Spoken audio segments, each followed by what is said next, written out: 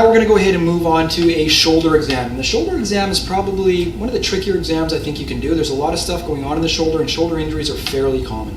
So the first thing is you finished your patient history, you have a good idea of conditions you want to rule in or rule out, and now you're going to go through your focus exam to try and get a more specific idea of what you want to really do with this patient. So before you begin, you always start with an introductory statement. I'm going to perform a hands-on assessment. If anything's painful or uncomfortable, please let me know right away. And don't let me do anything you feel will cause you further injury. With that, you can go into your inspection. So inspection involves postural evaluation of the patient and looking overall at the skin, bumps, bruising, any kind of cuts or scrapes or anything like that, as well as even the overall posture for how the neck is held or shoulder is held to maintain position where they're not in pain. So I'll just start laterally like this. You could very easily use a chart if you wanted to get a more specific exam, but just in general, to start with here, I'm just going to look at the shoulders, check if they're anteriorly rotated, and for this patient, they actually are slightly anteriorly rotated, okay, which is something just to be aware of. One of the key things I want to make sure you don't do, and I'm using this artificially as you were learning, is you do not use the word posture in your assessment, because what happens as soon as you say posture? Oh, look at, wow, this is how she always stands and sits, perfect, okay? Which of course, you want the patient to even loosen off, just shake out their shoulders a little bit, yeah, and then go ahead and look from there. So, inspection, you can look at the clavicles, you can look at the shoulders from side to side to see if you see a difference. It's quite common for the dominant arm to be a little bit lower. You can sound really intelligent when you say, are you right-handed? Okay, first of all, most of the population is, and it's normal for the dominant arm to be lower in about 90% of cases, so that's always interesting to do. So shoulder across.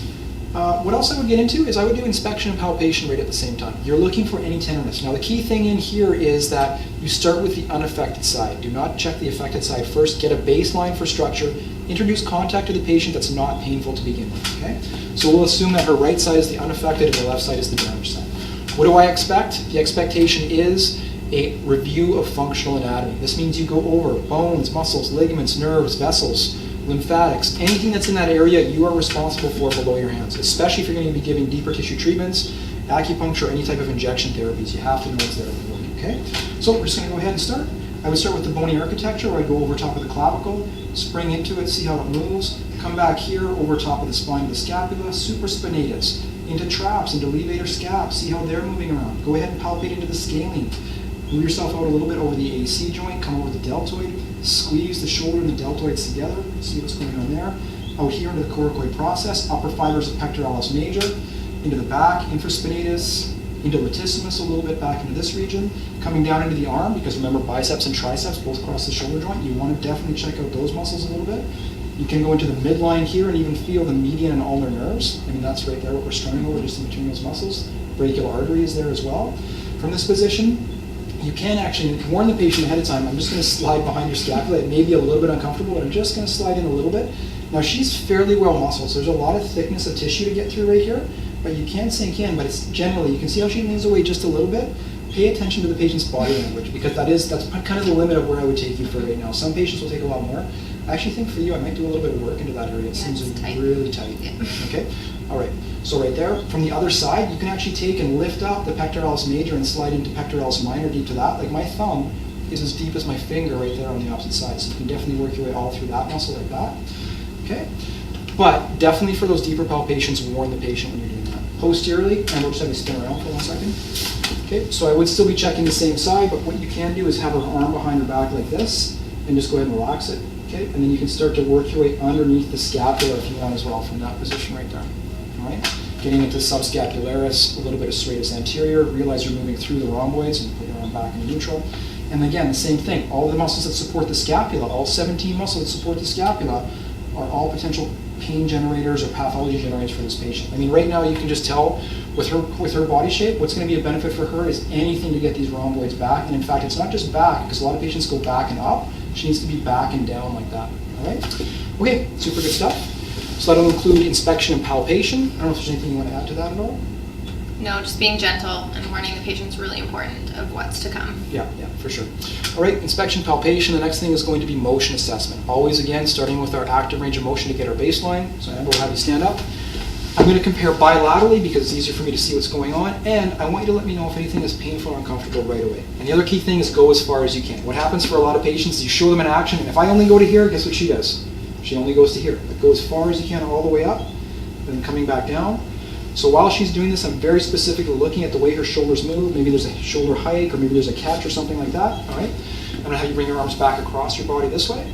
Okay, good. And I'm going to have you bring your arms all the way straight up, as far as you can go. That's as far as you can go? Yeah. Okay, all right. And we'll have you come back down and bring yourself back like that. Any pain or discomfort with that? Just tight. Just tight? Yeah, for sure. Okay. All right, and then from this position, we'll have your elbows bent, and I want you to turn your arms out, then bring your arms in. Now she's pretty flexible, so she can go past her belly, so we'll get her arms behind her back, and if you can, lift off just a little bit. And then we'll repeat that again with the arms up in this position. So you bring your arms all the way in, and then take your arms all the way back out. Okay, perfect. All right, so that's going to be active range of motion. Passive range of motion, I wouldn't necessarily do it with every single patient, but if this person's here because they have a shoulder pathology, I should probably do passive range of motion. So again, verbalization, there's going to be hands-on assessment, and that you are going to check the unaffected side first. Now there's a couple of interesting things about this. The first thing is, actually I'm going to get you up for 1 second, just move this table over here just a little bit, and I'll get you to sit down like that. First thing is, I want to have room for me to move around the outside of the patient's shoulder, so that's why I moved the table over like this. The second thing is, if I'm assessing the shoulder joint, I want to palpate that shoulder joint. So as we're going through our passive range of motion, I palpate the joint, and I'm going to flex her all the way up. Now just wait, oh, so I caught her, all right, because it's not real passive range of motion. You have to make sure the patient feels relaxed enough to give you the weight of their arm perfect, and you can feel it right away when she does that. The next thing is that I'm supporting her at the elbow, not at the fingers or at the wrist or anything like that. I'm using the shortest lever possible to make this action happen. So give me the weight of your arm, because she wants to help, okay? She's a good helper. All right, so from right here, we're gonna go all the way up.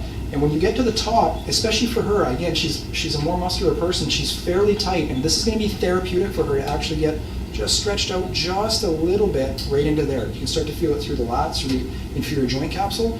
That's gonna be flexion.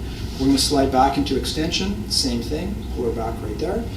For abduction and adduction, I'm going to bring her up and across like this, still looking at her face as much as I am feeling what's going on with the tissue. And right there, a little bit of a stretch, should be a little bit through the lats with that one. She comes back, the arm can go down. Now it's your option, you can go across the front of the body this way, or you can go across the back of the body that way. Either one is fine, okay? So abduction, adduction, internal, external rotation. She's kind of at the limit where I would do this with one hand. I can still palpate the shoulder and turn her out like this, okay? And I can turn her in, but she can't go any further, so what am I gonna do? Put her hand behind her back, and then a little bit more that way. And then I repeat up in this position here. So external rotation, and spin her around, internal rotation right there. Excuse me. Now for my size compared to her size, that works. If you're a smaller practitioner, you'll lose the palpation sense as you move the person around, but there's nothing wrong with you going into this position here. External rotation, internal rotation is gonna be limited. He moves across like that, and then repeat again in this position. External rotation and internal rotation. Now one thing I'm just noticing with this patient is a lot of people will keep their scapulas fairly stable, but when I move her, her scapula comes way up, way down, so this will be something that I will want to evaluate a little bit further, but for the basic process of doing it, that'll be good enough for right now. So I've got active, passive, then we go into resisted range of motion. Again, key thing here is that you load in slow, load out slow, and you really actually test the tissue that you want to test. So we're going to go ahead from this position. I'm going to check abduction first. I'm going to have your arm out here just a little bit. Stabilize the shoulder. If she wants, she could put that on the side of the table so she doesn't get pulled or pushed over because she is powerful.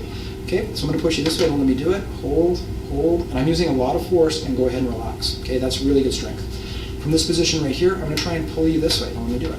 Hold, again, very strong person right here. I'm going to have to work quite hard to move her around.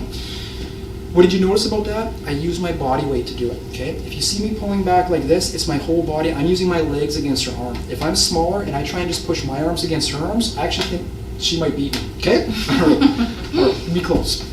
All right, what else do I see? So I've got abduction, adduction, flexion, extension, same thing. I'm gonna try and pull your arm back like this. Don't let me do it. So hold that position, hold, hold, and relax. I'm gonna try and push you forward. Don't let me do it. Hold, hold, and relax. Little trick there for that push forward was my elbow went right into my iliac crest, so I could push forward like this and use the strength of my legs again.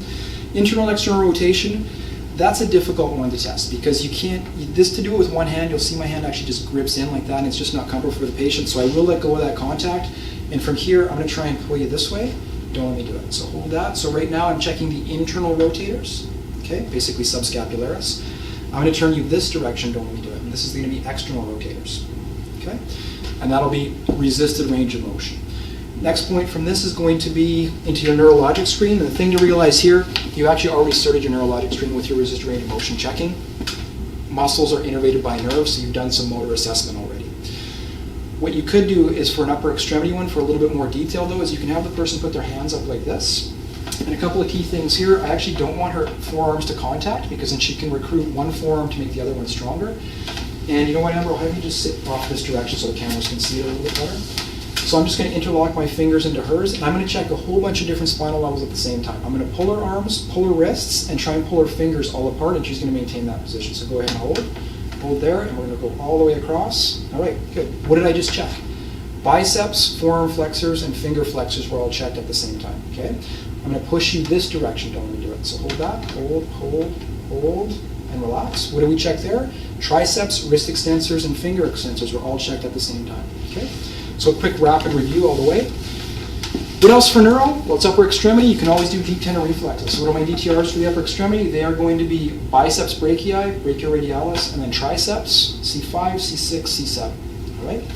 And you could also do sensation if you wanted. Remember, for your sensation check, it's going to be the patient with their hands out like this. Give very clear instructions. I'm going to lightly brush my fingers over your skin, and I want you to tell me if it feels the same or different on each side.